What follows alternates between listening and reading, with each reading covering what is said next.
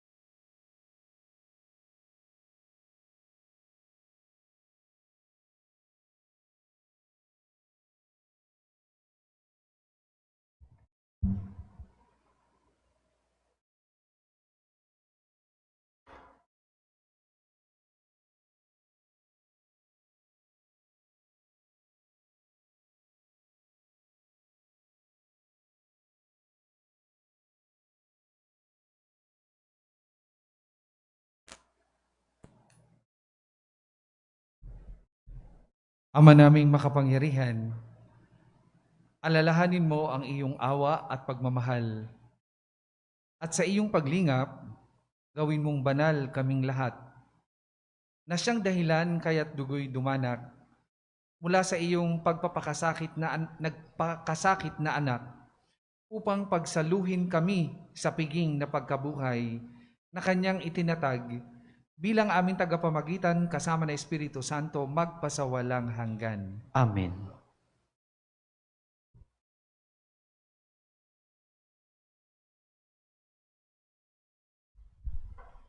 Pagbasa mula sa aklat ni Propeta Isaías.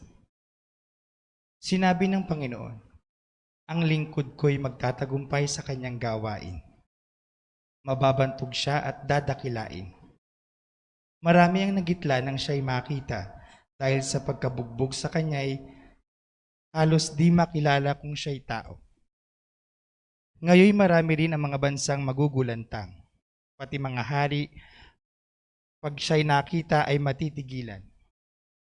Makikita nila ang di nabalita kahit na kailan, at mauunawa ang di pa narinig ni numan. Sagot ng mga tao, sino ang maniniwala sa ibinabalita naming ito? Sino ang makapagpapatunay na pinahihintulutan ito ng Panginoon? Kalooban ng Panginoon na ang kanyang lingkod ay matulad sa isang halamang natanim sa tuyong lupa. Walang katangian o kagandahang makatawag pansin, wala siyang taglay na pang-akit para lapitan siya. Hinamak siya ng mga tao at itinakwil, nagdana siya ng sakit at hirap. Wala man lang nagtapon ng sulyap sa kanya. Hindi natin siya pinansin, para siyang walang kabuluhan. Tiniis niya ang hirap na tayo ang dapat magbata. Gayon din ang kirot na tayo sana ang lumasap. Akala natin ang dinanas niya ay parusa sa kanya ng Diyos. Dahil sa ating mga kasalanan, kaya siya nasugatan. Siya ay binugbog dahil sa ating kasamaan. Tayo ay gumaling dahil sa pahirap na tinamo niya at sa mga hampas na kanyang tinanggap. Tayong lahat ay parang mga tupang naligaw, nagkanya-kanya tayo ng lakad. Ngunit inibig ng Panginoon na sa kanya ipataw ang parusang tayo ang dapat tumanggap.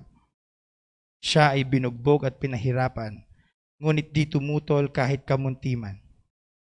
Tulad ay korderong hatid sa patayan, para mga tupang hindi tumutol kahit nagupitan. Ni hindi umimik kahit gaputok man. Nang siya'y hulihin, hatulan at dalhin sa dakong patayan, wala mang nangahas na ipagsanggalang.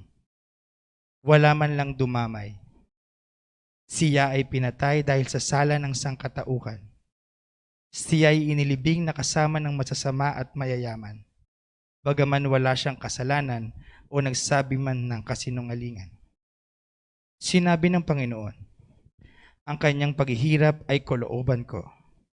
Inihandog niya ang sarili upang sa pamamagitan noon ay magkaroon ng kapatawaran. Dahil dito'y mabubuhay siya ng matagal. Makikita ang lahing susunod sa kanya. at sa pamamagitan niya ay maisasagawa ang aking panukala. Pagkatapos ng pagdurusa, lalasap siya ng ligaya. Malalaman niyang hindi nawala ng kabuluhan ang kanyang pagtitiis. Ang aking tapat na lingkod at lubos kong kinalulugdan ang siyang tatanggap sa parusa ng marami at alang-alang sa kanya, sila'y aking patatawarin. Dahil dito, siya'y aking pararangalan, kasama ng mga dakila, pagkat kusang loob niyang ibinigay ang sarili at nilasap ang kaparusahan ng masasama. Inako niya ang mga makasalanan at idinalangin sila'y patawarin. Ang salita ng Diyos. Salamat sa Diyos.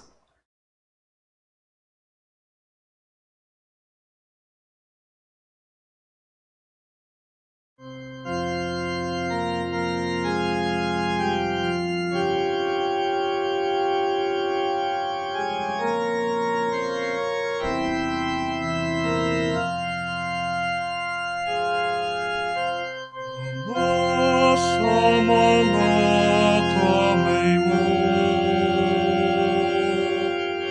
kabili ng buhay ko. Ama, sa mga kamay mo, kabili ng buhay ko. Sa iyo po ako'y lumalapit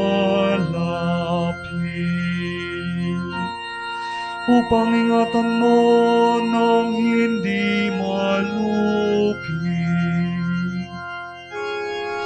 Sa mga kamay mo, habilin ko'y buhay ko, tagapagligtas ko.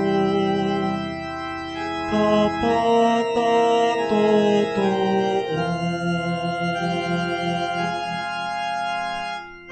Ama, sa mga kamay mo,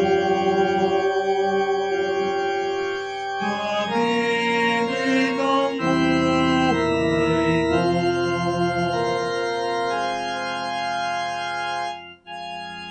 Lahat kong kaaway ay humalakha, pati kapitbahay ako'y hinahamak. Dating kakilala ay nagsisiilang, kung masalubong ko ay nagsisiliwan. Nilimot na akong tulad ng namatay, hindi na pinapansin, parang yagit lamang. Ama, sa mga kamay mo, kabili ng buhay ko.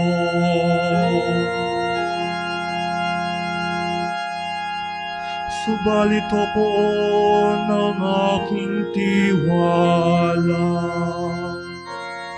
ay nasa sayo, Diyos na dakila. Sa iyong kalinga umasa ko, laban sa kaaway ay pagtatanggol mo. At sa umuusig na sinumang tao, Ama, sa mga kamay mo, kabili ng buhay ko.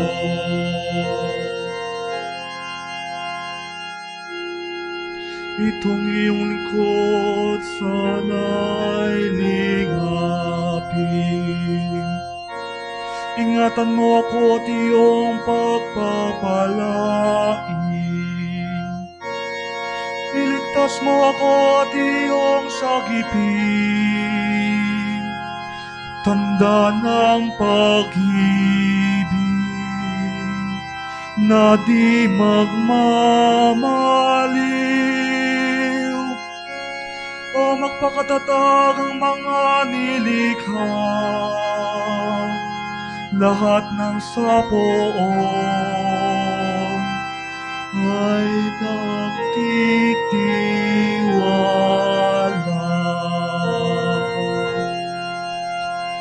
Ama, sa mga kamay mo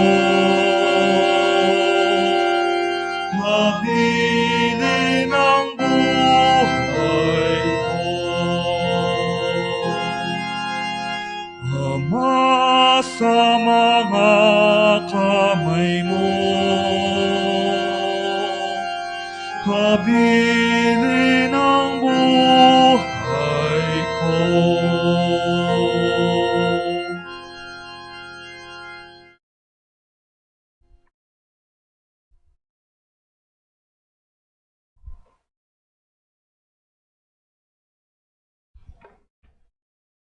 Pagbasa mula sa sulat sa mga Hebreo.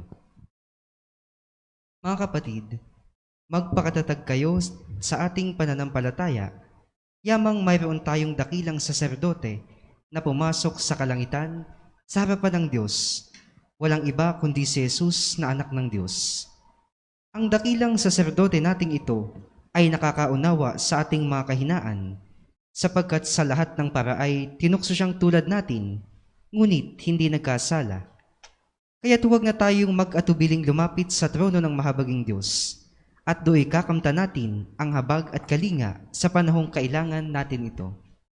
Nung si Jesus ay namuhay dito sa lupa, siya'y dumalangin at lumuhang sumasamo sa Diyos na makapagliligtas sa Kanya sa kamatayan, at dininig siya dahil sa lubusan siyang nagpakumbaba. Bagamat siya'y anak ng Diyos, natutuhan niya ang tunay na kahulugan ng pagsunod sa pamamagitan ng pagtitiis. At nang maganap na niya ito, siya'y naging walang hanggang tagapagligtas ng lahat ng sumusunod sa Kanya. Ang salita ng Diyos. Salamat sa Diyos.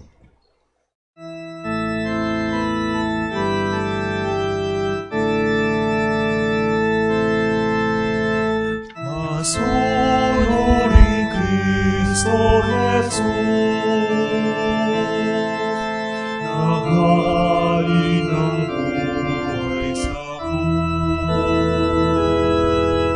Kaya dinakila ng Diyos, binigyan ng anak ng bayan. Salamat sa saksi mo.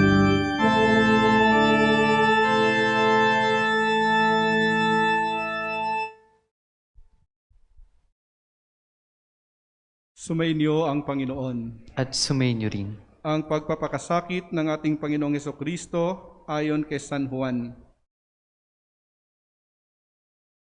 Noong panahong iyon, umalis si Jesus kasama ang kaniyang mga alagad. Pumunta sila sa ibayo ng Batis Cedron at pumasok sa isang halamanan doon. Ang lugar na ito'y alam ni Judas na nagkanulo sa kanya, sapagkat madalas magpunta roon si Jesus at ang kaniyang mga alagad. Pumaroon si Judas kasama ang ilang bantay sa templo at isang pangkat ng mga kawal na padala ng mga punong saserdote at mga pariseyo. May dala silang mga parol, tulo at sandata. Alam ni Jesus ang lahat ng mangyayari sa kanya, kaya't sila'y sinalubong niya at tinanong, "Sino ang hinahanap ninyo?" Si Jesus na taga Nazaret, tugon nila. Sabi niya, "Ako si Jesus." Kaharap nila si Judas na nagkanulo sa kanya. Nang sabihin ni Jesus na siya nga, napaurong sila at nabuwal sa lupa. Muli siyang nagtanong, "Sino nga ba ang hinahanap ninyo?" Si Jesus na taga Nazaret, sagot nila. Sinabi ko na sa inyo na ako si Jesus. Kung ako ang hinahanap ninyo, hayaan ninyong umalis ang mga taong ito, wika niya. Sinabi niya ito upang matupad ang kanyang salita. Walang mapahamak kahit isa sa mga ibinigay mo sa akin, Ama. Pinunot ni Simon Pedro ang kanyang tabak at tinaga ang alipin ng pinakapunong saserdote. Natigpas ang kanyang tainga ng aliping yaon na ang pangalay Malco. Sinabi ni Jesus kay Pedro, "Isalong mo ang iyong tabak. Dapat kong inumin ang kalis ng paghihirap na ibinigay sa akin ng Ama." Si Jesus ay dinakip at ginapos ng mga bantay na Hudyo at ng pangkat ng mga kawal sa pamumuno ng kanilang kapitan. Siya'y dinala muna kay Anas, na biyanan ni Caifás, na pinakapunong saserdote ng panahong yaon. Si Caifás ang nagpayo sa mga Hudyo na mas mabuti pa para sa kanila na isang tao lamang ang mamatay alang-alang sa bayan. Si Simon Pedro at ang isa pang alagad ay sumunod kay Jesus. Kilala ng pinakapunong saserdote ang alagad na ito, kaya't nakapasok siyang kasama ni Jesus sa patio ng bahay at pinakapunong saserdote. Naiwan naman si Pedro sa labas ng pintuan. Lumabas ang alagad na kilala ng pinakapunong saserdote, kinausap ang dalagang nagbabantay sa pinto at pinapasok si Pedro. Si Pedro'y tinanong ng dalaga, "Hindi ba't isa ka sa mga alagad ng taong iyan?" "Hindi," sagot ni Pedro. "Maginaw noon, kaya't nagpabaga ng uling ang mga alipin at mga bantay at tumayo sa paligid ng siga upang magpainit." Nakihalo si Pedro at nagpainit din. Si Jesus ay tinanong ng pinakapunong saserdote tungkol sa kanyang mga alagad at sa kanyang itinuturo. Sumagot si Jesus, "Hayagan akong nagsasalita sa madla. Lagi akong nagtuturo sa mga sinagoga at sa templo ng mga Hudyo. Wala akong sinabing palihim. Bakit ako ang tinatanong ninyo? Ang tanungin ninyo'y ang mga nakarinig sa akin. Alam nila kung ano ang sinabi ko." Pagkasabi nito, siya'y sinampal ng isa sa mga bantay na naroroon. "Bakit mo sinasagot ng ganyan ang pinakapunong saserdote?" tanong niya. Sinagot siya ni Jesus, "Kung nagsalita ako ng masama, patunayan mo. Ngunit kung mabuti ang sinabi ko, bakit mo ako sinampal?"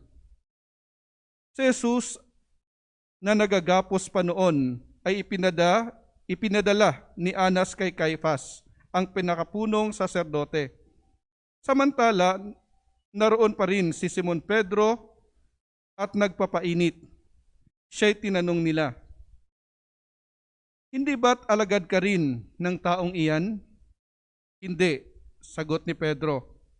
Tinanong naman siya ng isa sa mga alipin ng pinakapunong saserdote, kamag-anak ng lalaking tinigpasan niya ng tainga, "Hindi ba ikaw ang nakita kong kasama ni Jesus sa halamanan?"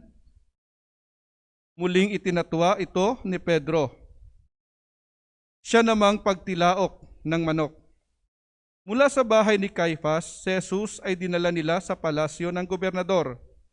Umaga na noon, hindi pumasok ang mga Hudyo sa palasyo ng gobernador upang siya'y huwag maituring na di karapat-dapat kumain ng hapunang Pampaskwa. Kaya't sa labas sila tinanggap ni Pilato at tinanong, "Ano ang sakdal ninyo laban sa taong ito?" Sumagot sila, "Kung hindi po siya gumawa ng masama, hindi namin siya dadalhin sa inyo." Sinabi sa kanila ni Pilato, "Dalhin ninyo siya at hatulan ayon sa inyong kautusan." Sumagot ang mga Hudyo, "Wala po kaming kapangyarihang humatol ng kamatayan kaninuman. Nangyari ito upang matupad ang sinabi ni Jesus tungkol sa paraan ng kanyang pagkamatay. Si Pilato'y pumasok uli sa palasyo at tinawag si Jesus. Ikaw ba ang hari ng mga Hudyo? Tanong niya. Sumagot si Jesus. Iyan ba'y galing sa inyong sariling isipan o may nagsabi sa inyo? Ako ba'y Hudyo? Tanong ni Pilato. Ang mga kababayan mo at mga punong saserdote ang nagdala sa iyo rito. Ano ba ang ginawa mo? Sumagot si Jesus. Ang kaharian ko'y hindi sa sanlibutan ito. Kung sa sanlibutan ito ang aking kaharian, ipinakipaglaban sana ako ng aking mga tauhan at hindi na ipagkanulo sa mga Hudyo. Ngunit hindi sa sanlibutan ito ang aking kaharian. Kung gayon, isa kang hari. Sabi ni Pilato. Sumagot si Jesus, kayo na ang nagsasabing ako'y hari. Ito ang dahilan kung bakit ako ipinanganak at naparito sa sanlibutan upang magsalita tungkol sa katotohanan. Nakikinig sa aking tinig ang sinumang nasa katotohanan. Ano ba ang katotohanan? Tanong ni Pilato. Pagkasabi nito, muling lumabas si Pilato at sinabi sa mga Hudyo, wala akong makitang kasalanan sa taong ito. Ngunit ayon sa inyong kaugalian, dapat akong magpalaya ng isang bilanggo kung araw ng Paskwa. Ibig ba ninyong palayain ko ang hari ng mga Hudyo? Hindi, sigaw nila. Huwag siya, kundi si Barabas. Si Barabas ay isang tulisan. Kaya't ipinakuha ni Pilato si Jesus at ipinahagupit. Ang mga kawal ay kumuha ng halamang matinik, ginawang korona at ipinutong kay Jesus. At sinuotan siya ng balabal na purpura. Isa't isa'y lumalapit sa kanya at ang wika, mabuhay ang hari ng mga Hudyo. At siya'y pinagsasampal. Lumabas uli si Pilato at sinabi sa kanila, ihaharap ko siya sa inyo upang malaman ninyo na wala akong makitang kasalanan niya. At inilabas si Jesus na may koronang tinik at balabal na purpura. Sinabi sa kanila ni Pilato, narito ang tao. Pagkakita sa kanya ng mga punong saserdote at ng mga bantay, sila'y sumigaw, ipako siya sa krus. Ipako sa krus. Sinabi ni Pilato, kunin ninyo siya at kayo ang magpako sa kanya. Wala akong makitang kasalanan niya. Sumagot ang mga Hudyo, ayon sa aming kautusay, nararapat siyang mamatay sapagkat siya'y nagpapanggap na anak ng Diyos. Lalong natakot si Pilato nang marinig ang mga pananalitang ito. Muli siyang pumasok sa palasyo at tinanong si Jesus, taga saan ka ba? Subalit hindi tumugon si Jesus. Ayaw mo bang makipag-usap sa akin? Ani Pilato. Hindi mo ba alam na maaari kitang palayain o ipapako sa krus? At sumagot si Jesus, kaya mo lamang magagawa iyan ay sapagkat ipinagkaloob sa iyo ng Diyos ang kapangyarihang iyan. Kaya mas mabigat ang kasalanan ng nagdala sa akin dito. Nang marinig ito ni Pilato, lalo niyang hinangad na palayain si Jesus. Ngunit nagsigawan ang mga tao, kapag pinalaya mo ang taong iyan, hindi ka kaibigan ni Cesar. Sino mang nagpapanggap na hari ay kalaban ng Cesar.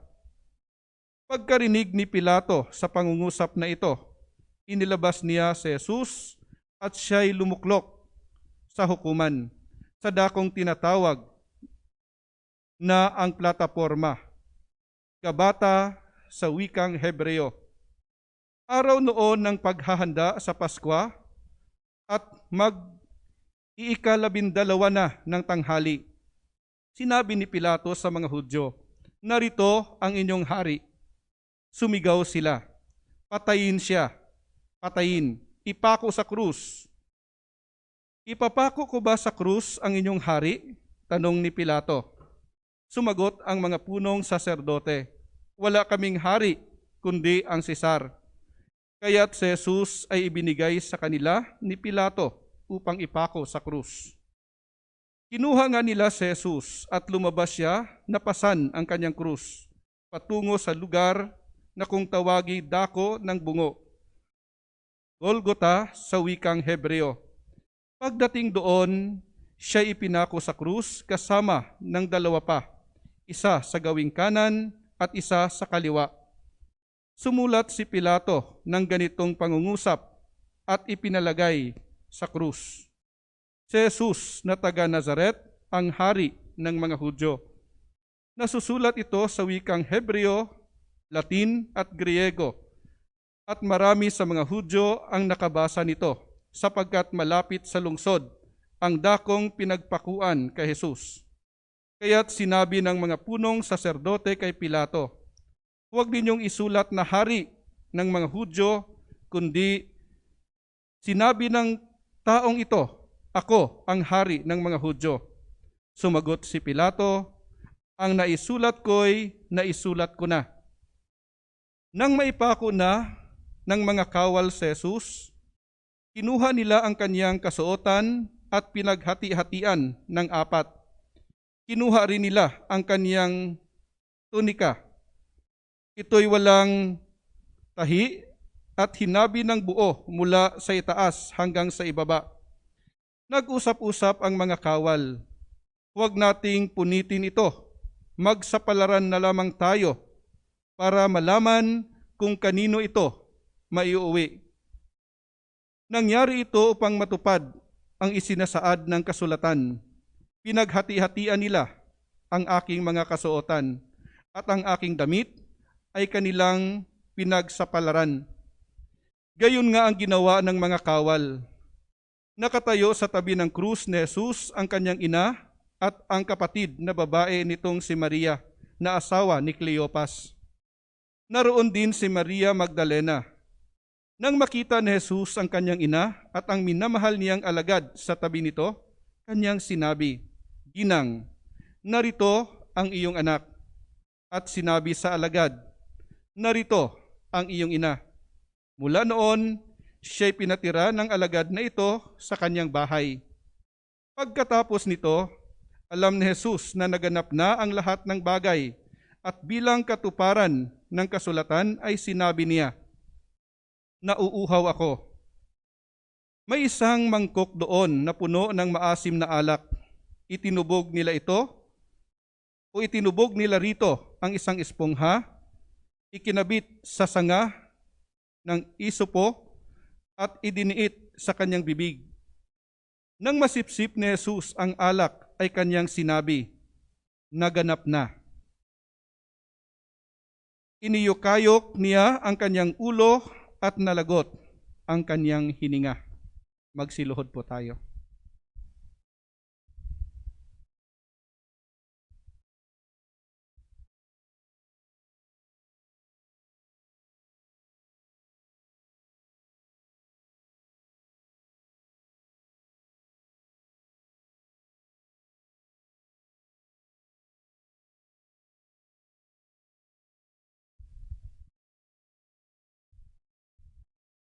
Nooy araw ng paghahanda at ayaw ng mga Hudyo na manatili sa krus ang mga bangkay sa araw ng pamamahinga, sapagkat dakila ang araw ng pamamahingang ito.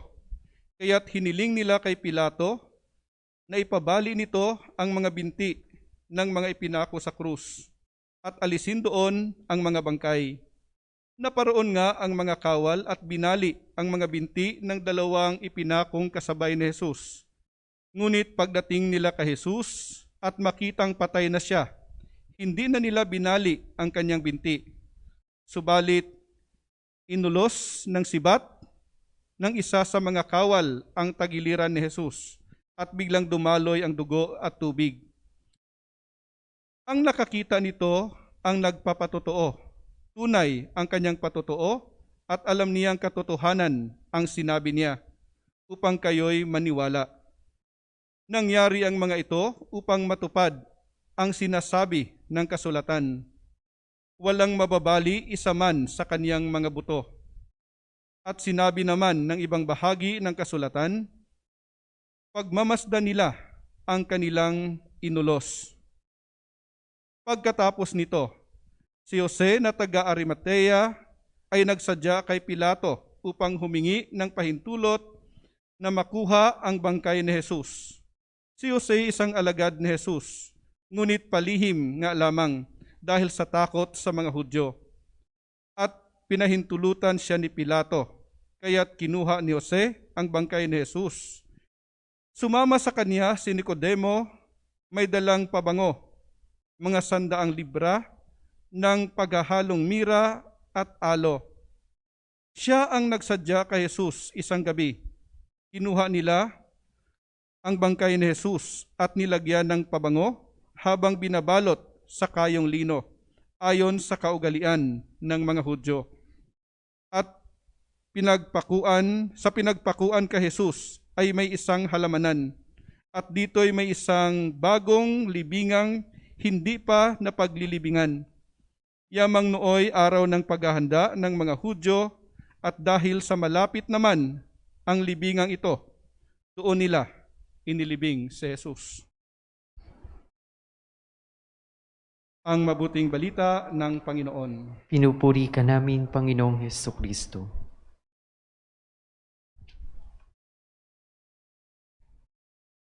Sa lahat ng nakasubaybay sa atin ngayon, nakikiisa sa pagdiriwang na ito na tinatawag nating Veneration of the Cross. So, kasama po ang lahat ng pari na naglilingkod dito sa shrine sa pangunguna ng ating rektor at pura paroko na si Father Oscar Andal.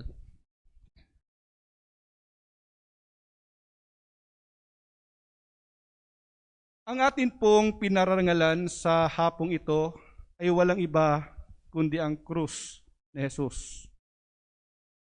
Kapag tinitingnan po natin ang krus, may ilang bagay po tayong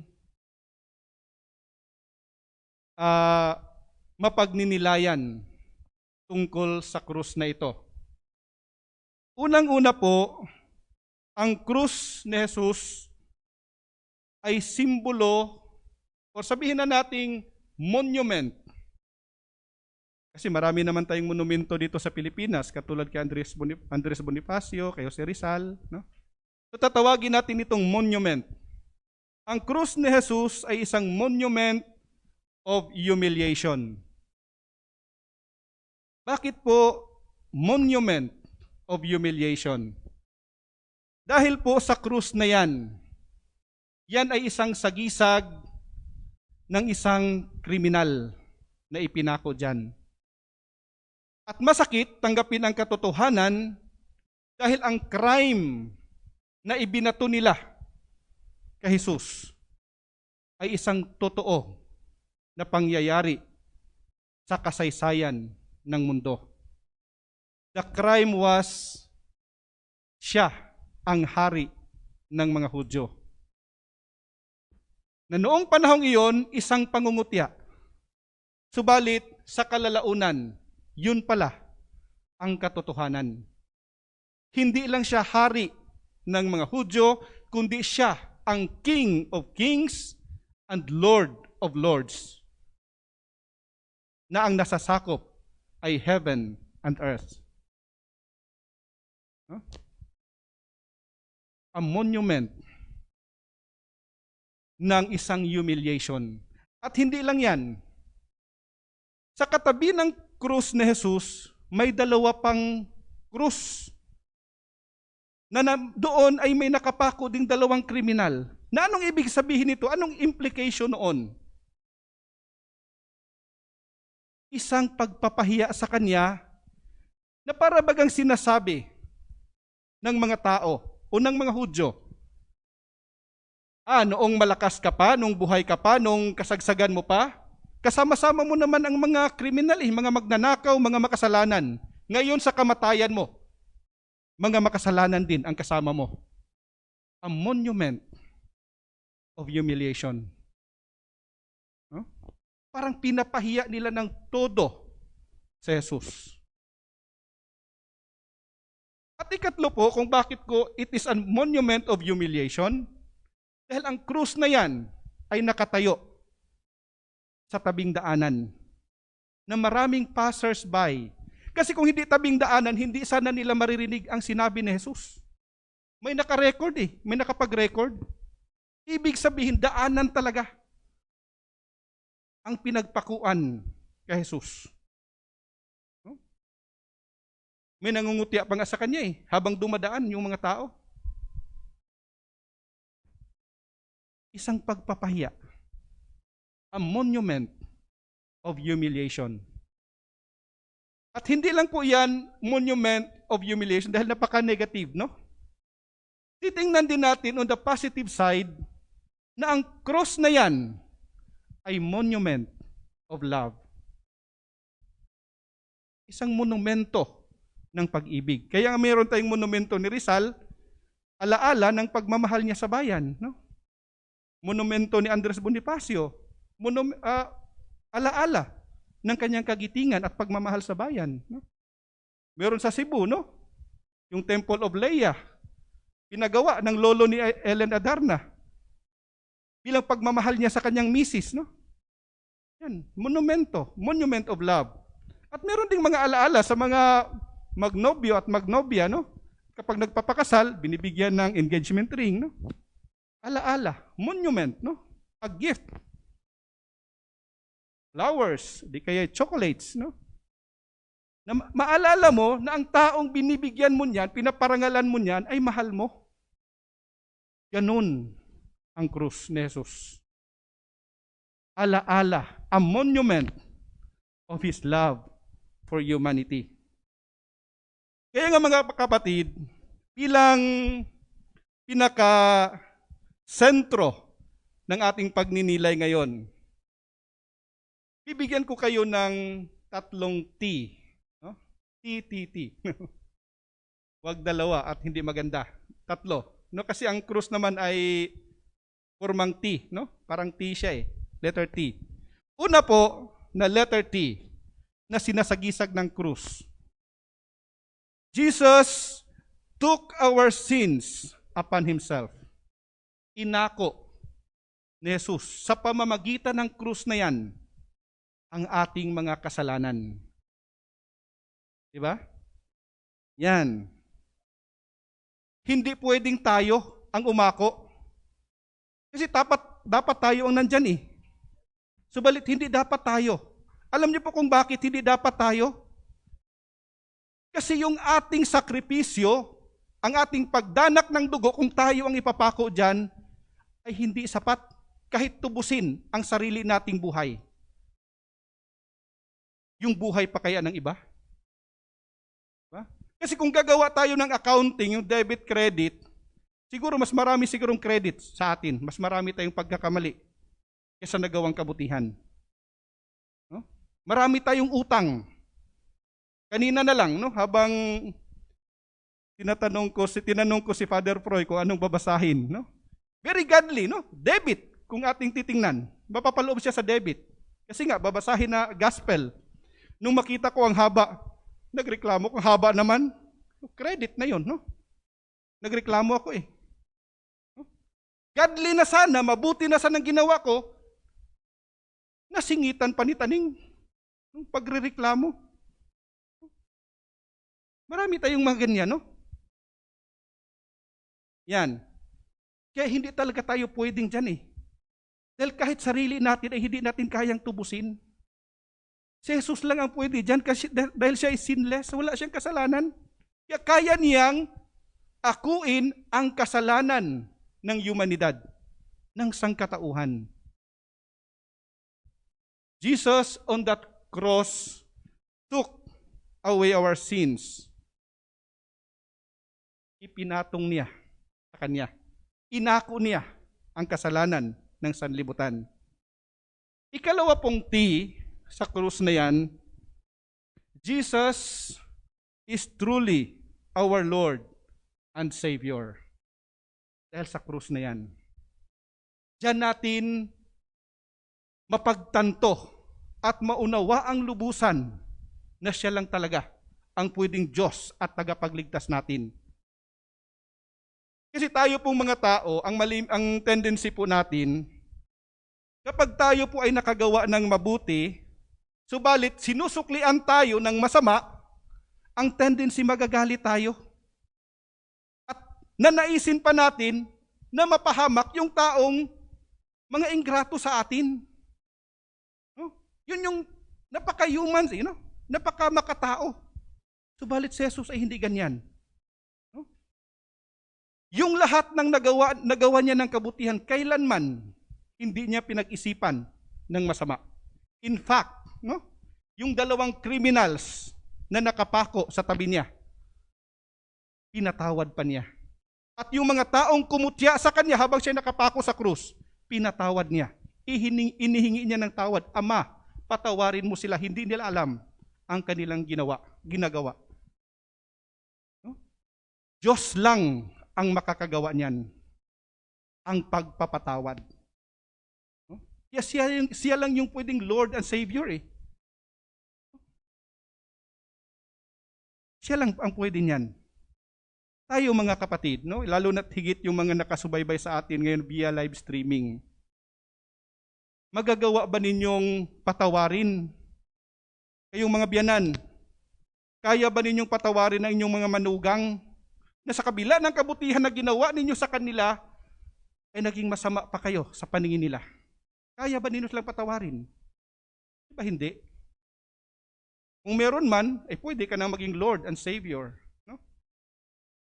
Kayong mga magulang, kaya ba ninyong patawarin ang inyong mga anak na nalulung sa masamang bisyo? No? Na kinukupitan kayo, na sinasaktan kayo physically. Kung kaya ninyong patawarin, kamukha ka na ni Jesus.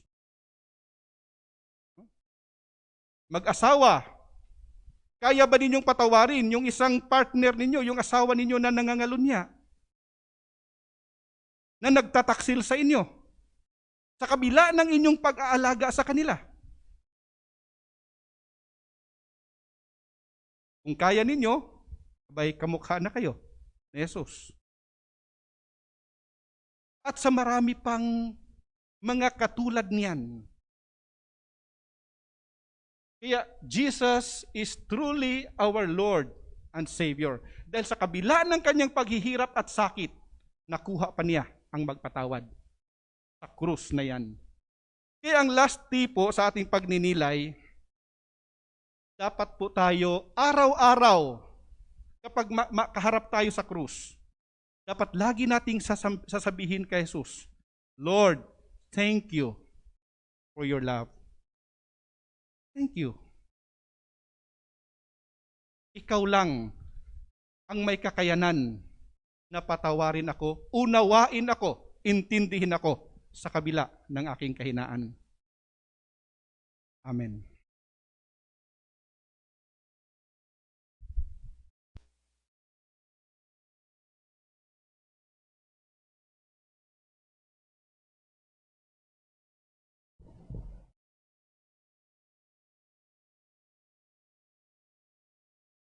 Dadako po tayo sa panalangin pangkalahatan. Ang lahat po ay magsitayo.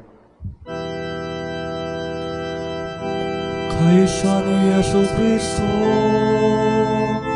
kami sumasamo sa iyo.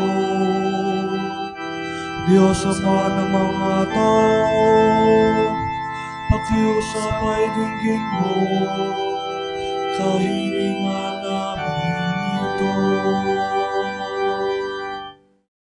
Para sa banal na simbahan, Idalangin natin, mga mahal kong kapatid, ang banal na sambayanan ng Diyos sa buong daigdig upang pagkalooban ng kapayapaan at pagkupkop, pagkakaisa at pagtataguyod ang mga kaanib nito sa sansinukob, at upang tayo bigyan ng pamumuhay na matiwasay para tayong makasamba sa Diyos, Ama nating makapangyarihan. ang lahat ay magsiluhod.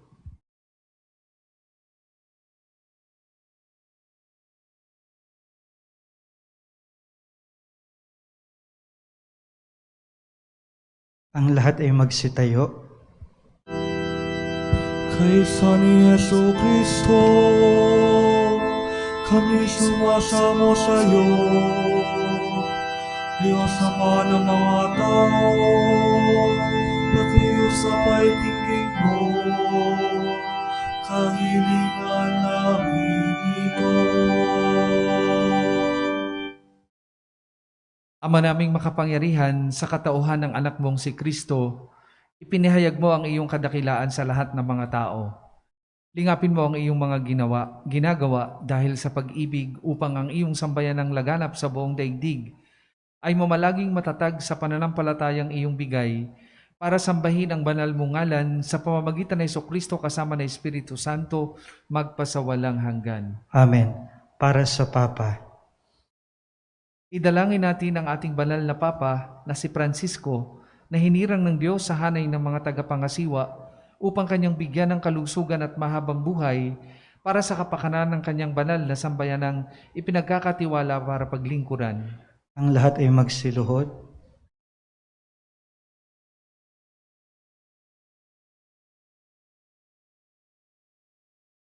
Ang lahat ay magsitayo. Kaysa ni Yesu Kristo, kami sumasamo sa iyo. Diyos Ama ng mga tao, pakiusapay tingin mo, kahilingan namin ito. Ama naming makapangyarihan, sa iyong kapasyahan umiiral ang sanlibutan. Paunlakan mo ang aming kahilingan na iyong lingapin si Papa Francisco na iyong hinirang para kami pangasiwaan upang asambayan ng Kristiyano na iyong pinamumunuan ay mapamahalaan niya ng may kaunlaran sa pananampalataya at gawaing kabutihang iyong inaasahan sa pagitan ng Jesucristo kasama ng Espiritu Santo magpasawalang hanggan. Amen. Para sa kaparian at lahat ng kaanib ng sambayanan. Idalangin natin si Arsobispo Gilbert na ating obispo. Gayon din ang lahat ng mga obispo, mga pari at mga diakono at tanang kabilang sa sambayan ng Kristiyano. Ang lahat ay magsiluhod.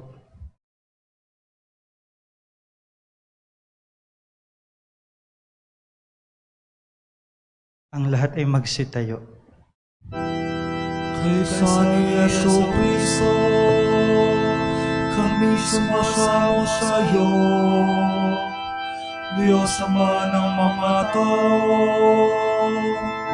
pakiusapay tingin mo, kahilingan namin ito. Ama naming makapangyarihan, ang iyong espiritu ay nagpapabanal at nagtataguyod sa buong simbahan. Dinggin mo ang aming pagluhog para sa iyong mga tagapaglingkod upang mapaglingkuran kang matapat sa tulong ng iyong kagandahang loob sa pamagitan ng Jesucristo kasama ng Espiritu Santo magpasawalang hanggan. Amen. Para sa pagkakaisa ng mga Kristiyano. Idalangin natin ang lahat ng ating mga kapatid na pawang kay Jesucristo nananalig upang marapatin ng Diyos Ama nating makapangyarihan na sila'y tipunin at lingapin sa iisa niyang sambayanan. Ang lahat ay magsiluhod.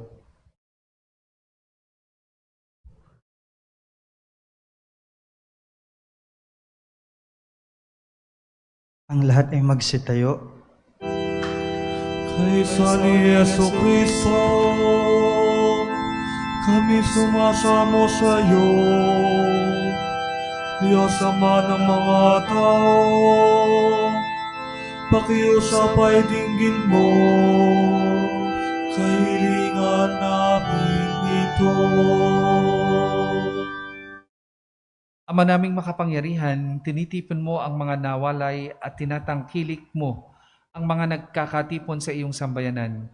Lingapin mo ang mga kabilang sa kawan ng iyong anak na sa iyo itinalaga sa buklod ng iisang binyag upang sila'y magkabuklod sa buong pananalig at sila'y magkapisan sa buklod ng pag-ibig sa pamamagitan ng Jesucristo kasama ng Espiritu Santo magpasawalang hanggan. Amen. Para sa mga Hudyo. Idalangin din natin ang mga Hudyo na unang pinagpahayagan ng Diyos na totoo upang ipagkaloob niyang sa pag-ibig sa kanyang ngalan, sila'y umunlad sa pagiging matapat sa kanyang tipan. Ang lahat ay magsiluhod.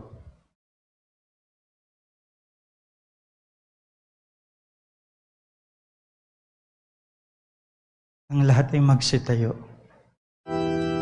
Kaysa ni Yesu Kristo, kami sumasamo sa iyo, Diyos Ama ng mga tao, pakiusap ay dinggin mo, kahilingan namin ito. Ama naming makapangyarihan, pinangangatawanan mo ang iyong mga pangako kay Abraham at sa tanang sa kanya ay sumilang.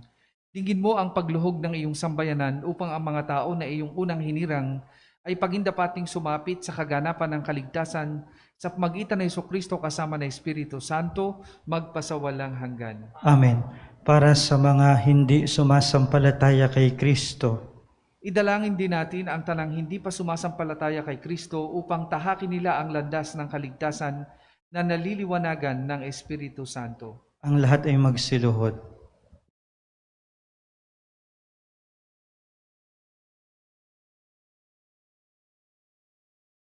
Ang lahat ay magsitayo. Kaysa ni Yesu Kristo, kami sumasamo sa iyo, Diyos Ama ng mga tao, pakiusap ay dinggin mo, kahilingan namin ito. Ama naming makapangyarihan, gawin mong ang mga hindi panananalig sa iyong anak ay makatuklas sa katotohanan sa pamumuhay nilang wagas.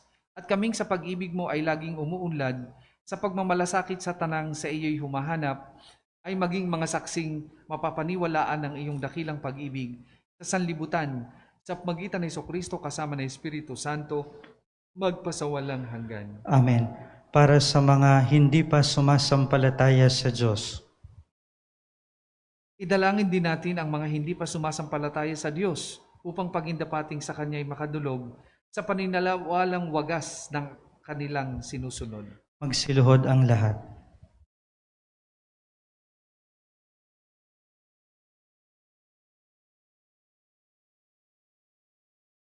Magsitayo ang lahat. Kaysa ni Yesu Kristo, kami sumasamo sa iyo, Diyos Ama ng mga tao, pakiusap ay dinggin mo, kahilingan namin ito.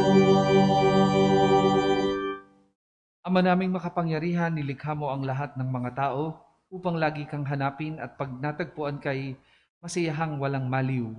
Ipagkaloob mong kahit may mga di ka nais-nais na balakid, mabanaagan pa rin ng tanan ang mga pahiwatig ng iyong pag-ibig at matanggap nito ang mga gawang kabutihan ng mga sumasampalataya bilang kaakit-akit na katibayan na ikaw ang Diyos na totoo at amang aming pinanggagalingan sa pamamagitan ng Jesucristo kasama ng Espiritu Santo, magpasawalang hanggan. Amen.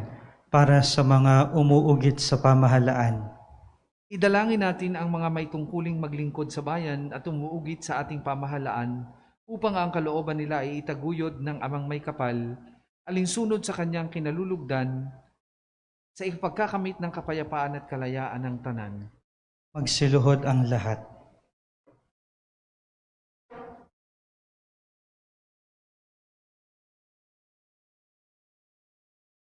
Magsitayo ang lahat. Kaysa ni Yesu Kristo, kami sumasamo sa iyo, Diyos Ama ng mga tao, pakiusap ay dinggin mo, kahilingan namin ito. Ama naming makapangyarihan, nasa iyong kamay ang adhika at karapatan ng tanan. Tunghayan mo ang mga umuugit sa aming pamahalaan upang sumagana ang tanan sa sanlibutan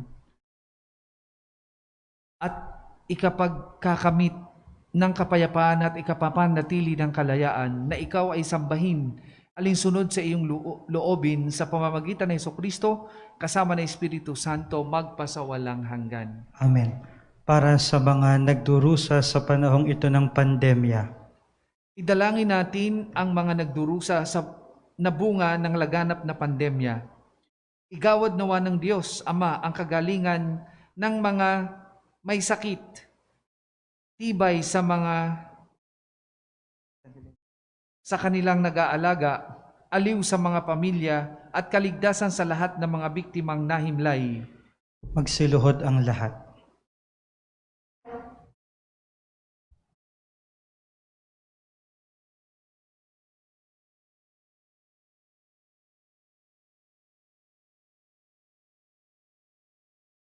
Magsitayo ang lahat.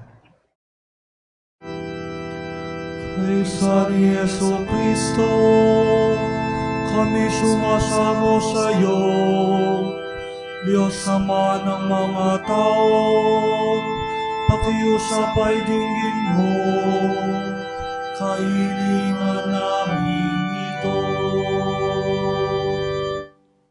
Ama naming makapangyarihan, tanging lakas ng kahinaan naming mga tao.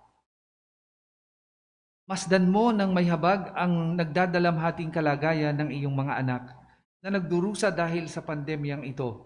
Pawiin ang mga paghihirap ng mga may sakit, bigyan ng lakas ang mga sa kanila ay nag-aalaga, malugod mong tanggapin sa iyong kapayapaan ang mga nahimlay, at sa panahong ito ng pagdurusa at pagtitiis, ipagkaloob mong kaming lahat ay makatagpo ng ginhawa sa iyong maawaing pagmamahal sa pamagitan ni Jesucristo kasama ng Espiritu Santo, magpasawalang hanggan. Amen.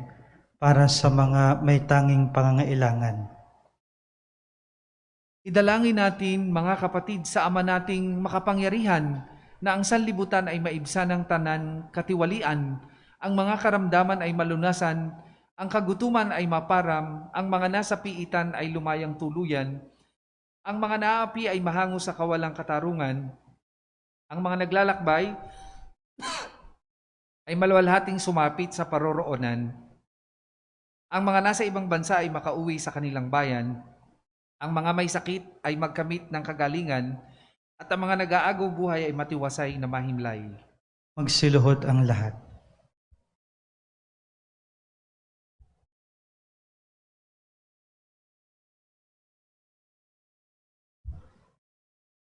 Magsitayo ang lahat. Kaysa ni Yesu Kristo, kami sumasamo sa iyo, Diyos Ama ng mga tao, pakiusapay dinggin mo, kahilingan namin ito. Ama naming makapangyarihan, binubuhayan mo ng loob ang mga nasa kapighatian. Pinatatatag mo ang mga may mabigat na pinapasan. Paunlakan mo ang mga kahilingan ng mga dumaraing dahil sa maraming mga pinagtitiisan, upang bawat nasa kagipitan ay magkamit ng kasiyahang madama ang iyong pagmamahal sa pamagitan ni Jesucristo kasama ng Espiritu Santo magpasawalang hanggan. Amen. Mananatili po tayong nakatayo at tayo'y dadako sa ikalawang yugto, ang pagpaparangal sa krus na banal.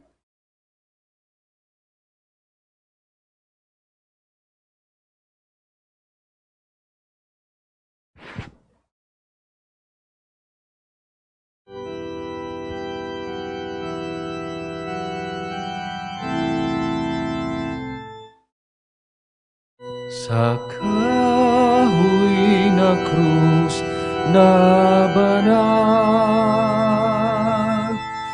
ni Jesus na poong mahal, nalupig ang kamatayan at sa muling pagkabuhay, ang pag-asa ay sumilay.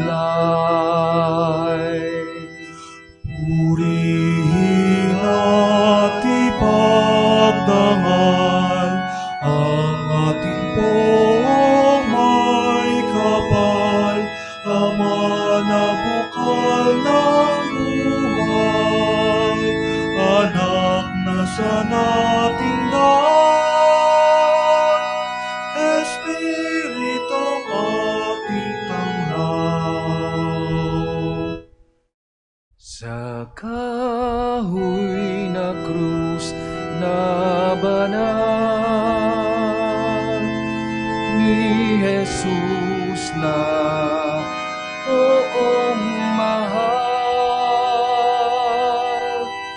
nalupig ang kamatayan at sa muling pagkabuhay, ang pag-asa ay sumilay. Purihin at ipagdangal ang ating pong may kapal, Ama na bukal ng buhay, anak na sa nating daan, Espiritu aming tanggap. Sa kahoy na krus na banal ni Jesus na poong mahal, nalupig ang kamatayan at sa muling pagkabuhay, ang pag-asa ay sumilay. Purihin at ipagdangal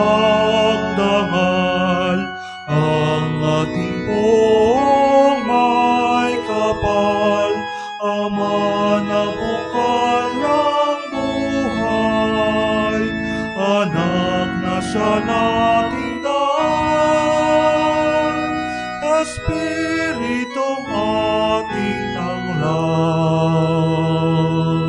Ang lahat po'y magsiluhod.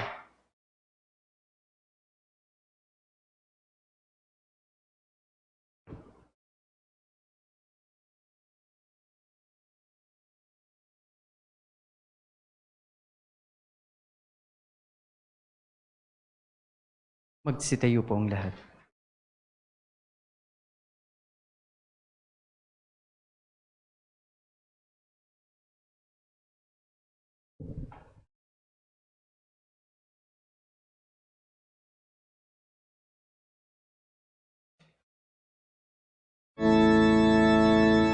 Krus ng ating kaligtasan, dapat nating ikarangal.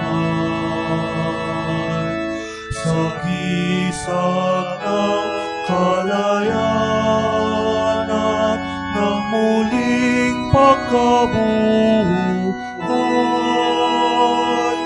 ni Jesus na aming mahal. Kapag ako'y naitaas, akitin ko ang lahat, nang sa akin ay makarang, upang sila ay maligtas. Krus ng ating kaligtasan, dapat nating ikarangal. Sa kisag ng kalayaan at nagmuling pagkabuhay, ni Jesus na aming mahal. O Diyos, pagpalain kami kahabagan, kami Panginoon, iyong pangawaan, upang sa daigdig mabatid ng lahat ang iyong kalooban na dapat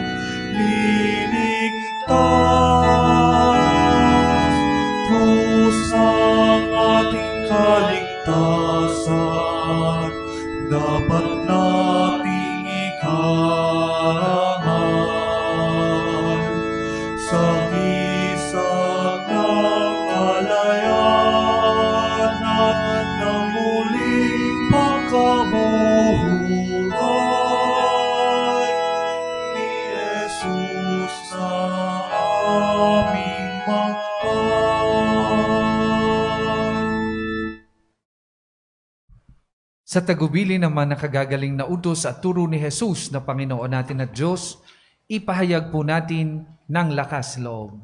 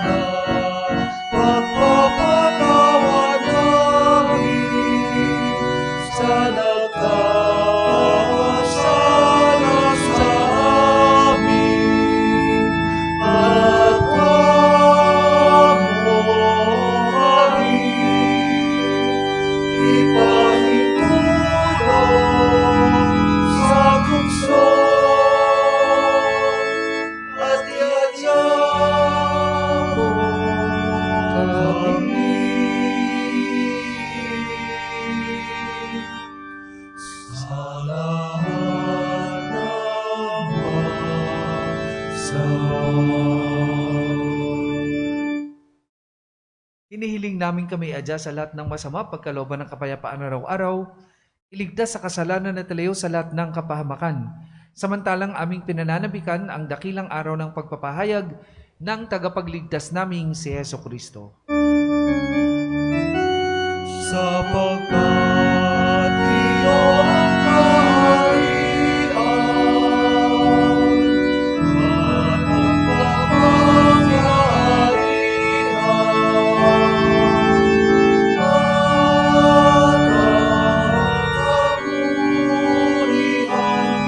magpakailanman. Amen. Ang lahat po'y magsiluhod.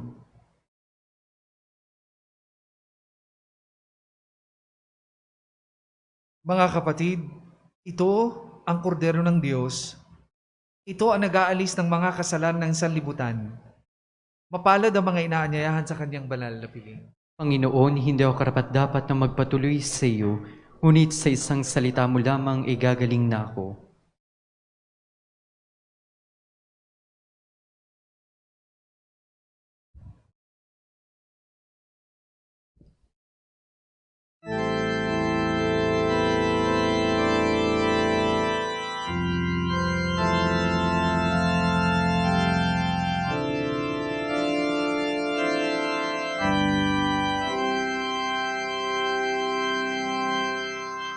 Ubi caritas et amor, Deus ibies, Deus ibies.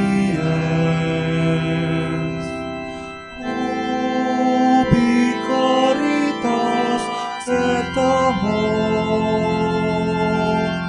Deus ibies.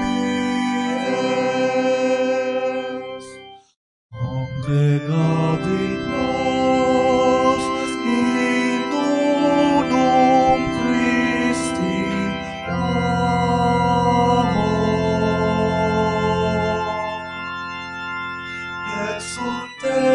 Exultemus et in ipso iubor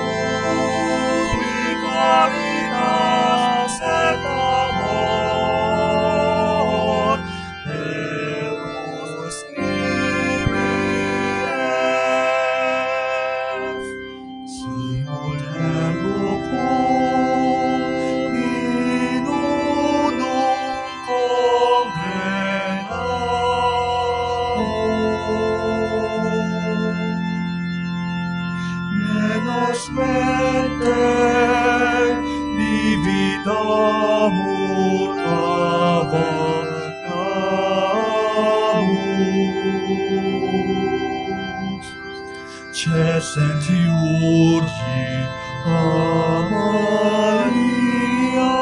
ce semplices,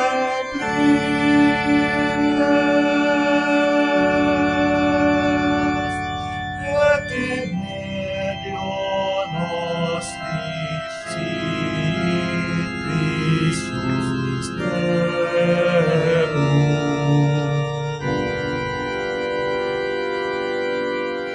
Ubi caritas et amor Deus ibi es, Deus ibi es. Ubi caritas et amor Deus ibi es. Simul loque beatis videamur.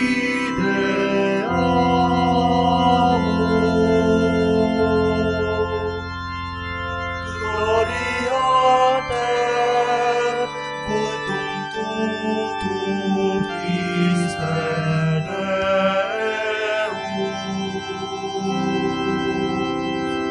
Gaudium quote immenso atque probum, secula per infinitas seculorum. Amen. Ubi caritas et amor Deus ibi es, Deus ibi es. Ubi caritas et amor Deus ibi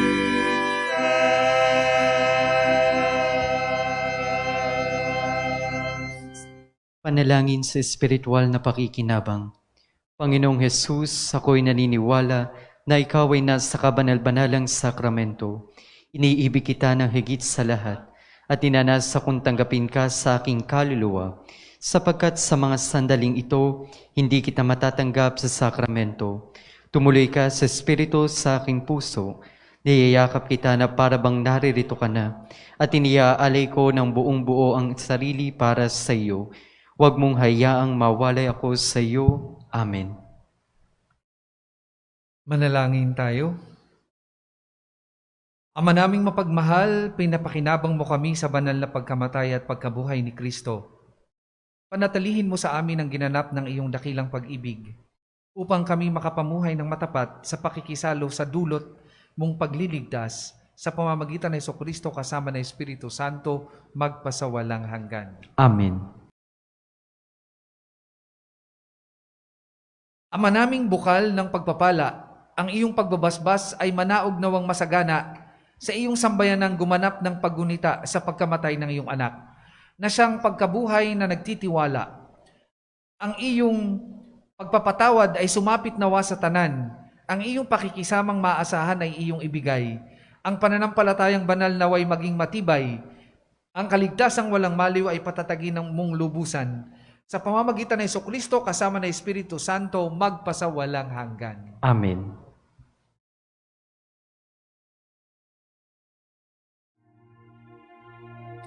Sa dugo ni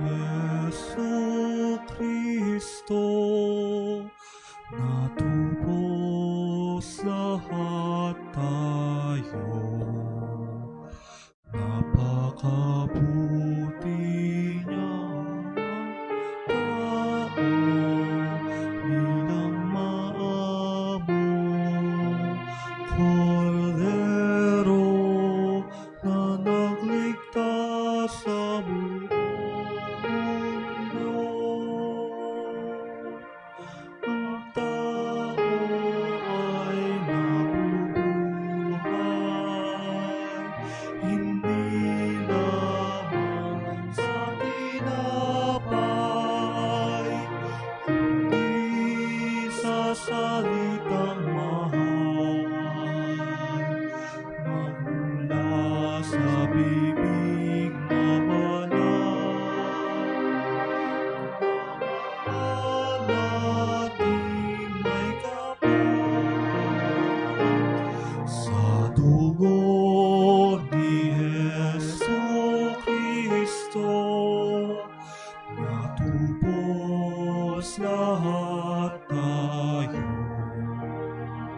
Napakabuti niya tao bilang maamong kordero na nagligtas sa buhay.